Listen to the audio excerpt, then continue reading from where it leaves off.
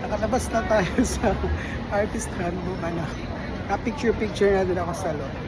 Ang problema ko ngayon, hindi ko alam kung paano pumunta ng palace. Naka-outfit na tayo.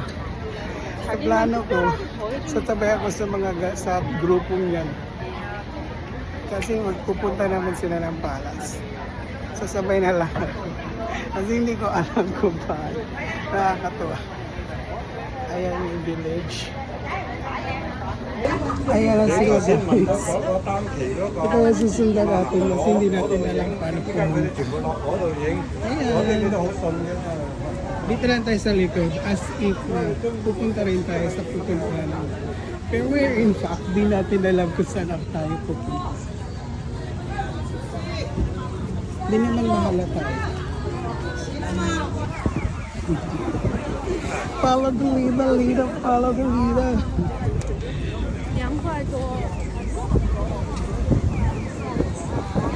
Hindi tayo part ng group ha, pero hindi ko kasi alam paano pumunta kaya kasabay na lang tayo.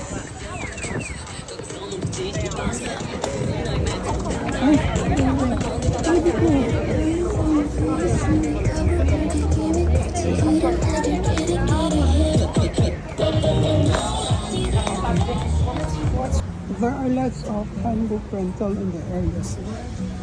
In the area. So, huwag kayong mag-alala if di kayo nakapag-book online. Marami naman siyang store na mag-offer ng handbook rental.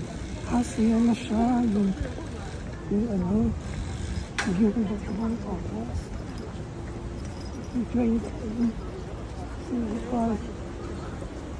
kaya if mag-isa kayo at di nyo alam papunta sa Gyeongbokgung Palace, maki-joiners na lang kayo sa mga nagtutour. At tsak makarating kayo ng maayos at safe like me.